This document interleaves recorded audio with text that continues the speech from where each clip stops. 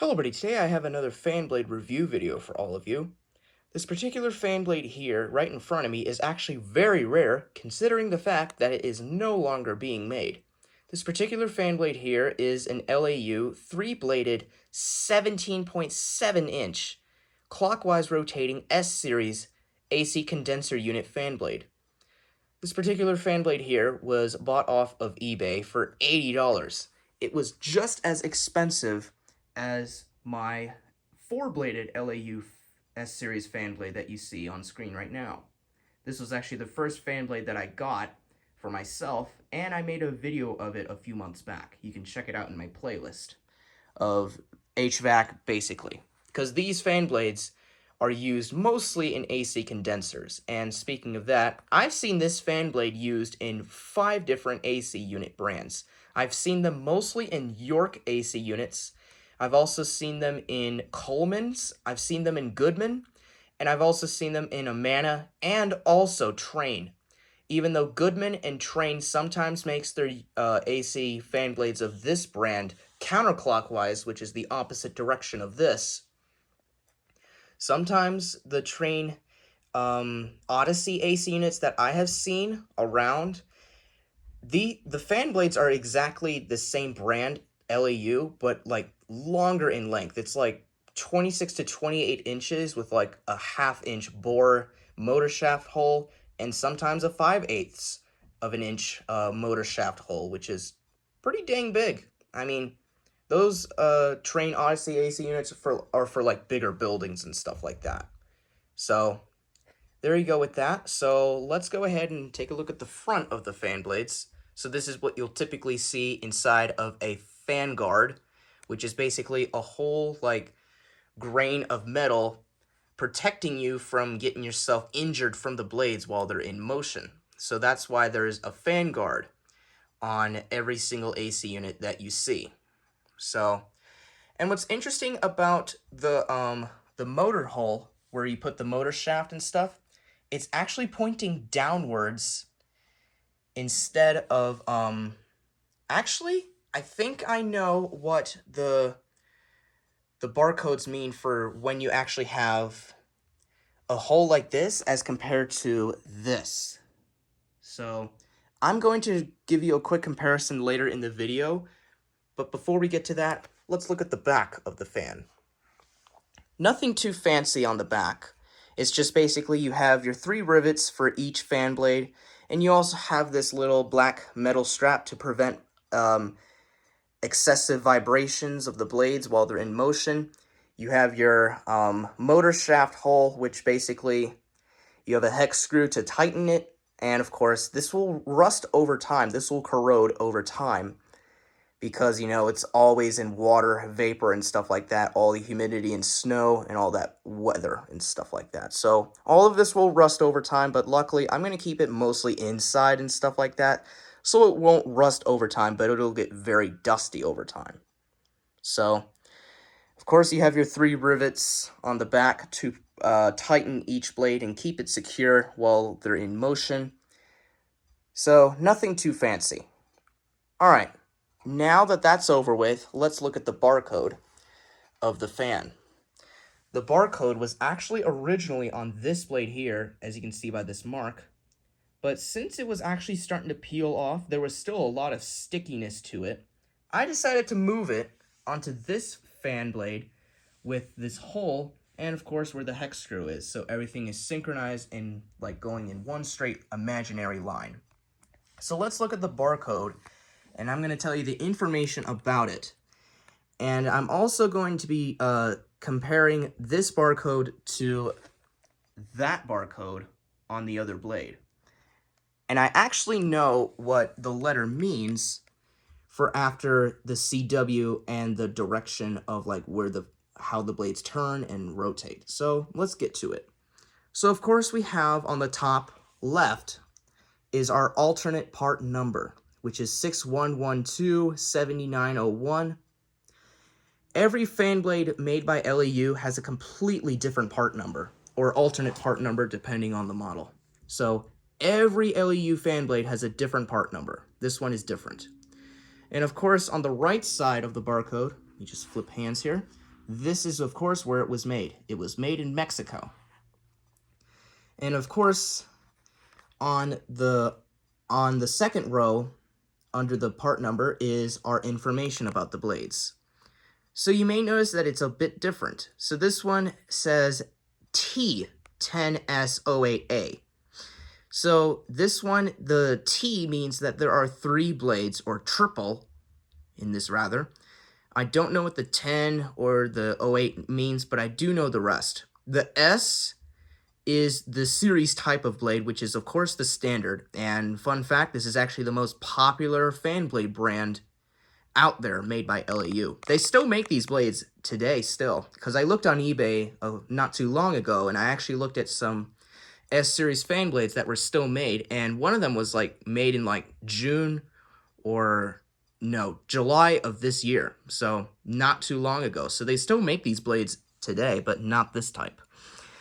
So, and the letter A is the material type of the blades. So these blades here are made of aluminum with a zinc coating to prevent rust and corrosion over time, since these are mainly used outdoors. So let's get back to that. And then, of course, we have our diameter and our degree pitch of the blades. The first 3 digits are very rare. You don't actually see this too often. It's 17.7 inches, which is very rare. Normally, the smallest is 18 inches, and that's how long the fan blades are on this one as compared to this one here. And then, of course, you have your degree pitch of the blades. This one is actually less than my 4-bladed one. The 4-bladed one is 26 degrees, and this one is 22 degrees. So let me show you a side view of the blade. So this, yep, it's less steep, so it's going to push less air. So, unless if it was at maximum RPM speed. So, yeah, and considering that there's only 3 blades, that kind of makes sense. And then, of course, we have our bore size, which is 0.50, which is in inches. And that's our motor shaft size requirement. So, there you go with that. There's a piece of hair. Let me blow that off. Sorry about that. And then, of course, we have our rotation of the blades, which is clockwise. And, of course, the arrow is a bit obvious. And then we have this letter, which is I, which is basically how you have to put the fan on the motor. So this basically means, the I basically means that you have to intake the motor and put the motor like this on top of the fan. And then you basically screw it from the bottom. And then that's how you install intake motors like this. And then as compared to my condenser fan that is 4 blades, you may notice that the shaft or the bore is actually on top. And that means you put it downwards. And that, of course, that's what the barcode says on my 4-bladed fan. So you see there's a letter D right there for downwards, because the motor is actually down, pointing basically the motor is pointing downwards into the unit. And then basically for this one it says I for basically, putting it on top. So that's what that means. So that's a quick comparison. And you may notice that the fonts are different on this barcode on this fan compared to my 4-bladed one. So, of course, this one is, of course, newer as compared to this one. So let's get to that. So this is the 4-bladed one. You can see how new the font is and the barcode's definitely in better condition. Sorry about all the shaking. So let me put this back right here.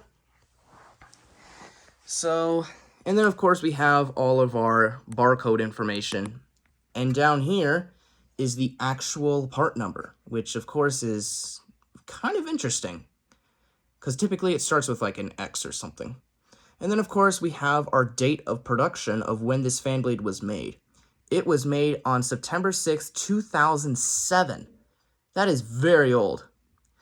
And then, of course, our company name right there under the date. And I don't know what the J79 means, but if anybody knows, let me know in the comments. So, I believe that is that. So, I'm going to go ahead and put this fan blade on my attic fan motor. And speaking of that, I had to get a new attic fan motor at Home Depot for $60 because the white one, which I did back in September for this fan blade here, sadly died because of thermal overload. It was too hot and it couldn't withstand any more heat. So this attic fan motor is not as strong. It produces only 1,000 RPM, but it is still good enough for it to spin the fan and stuff like that. So that's why it's a different attic fan motor, and plus the shaft size is shorter than the white attic fan motor that I had until it died. So there you go. So anyways, I'm going to go ahead and screw this fan blade on off camera, and then we'll be right back. Alright guys, I am back, and as you can tell, it's way more difficult than using this, because it's easier to have access to the hex screw on this fan as compared to this, since the hex screw is on the bottom. So it is way more difficult to screw on and screw off this fan as compared to this one. But luckily, I got it on, and now it's time for a spin test. And I actually have done a spin test just before I made this video. And as you can tell, since it's 3 blades and the blades are actually thinner, and of course it's made of aluminum, it spins much faster than my 4-bladed fan, because the 4-bladed fan has more weight to it as compared to my 3-bladed fan. So now I am going to go ahead and, yeah, I have to wait for my clocks to stop chiming so you can hear the motor turn on, and hearing the blades vibrate all of those air molecules and making that propeller type of sound. So anyways, I believe, yep, my clocks have stopped. So there's the barcode, like I said earlier.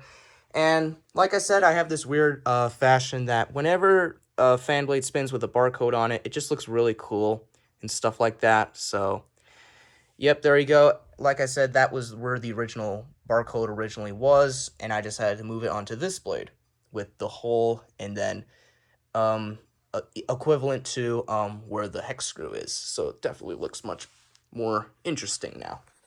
Alright, enough of me talking.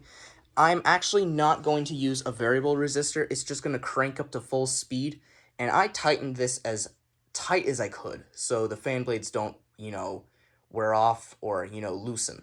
So it also starts up much faster too, because there's less blades on the motor. So without further ado, let's go ahead and turn on the switch and flick this fan on. Here we go.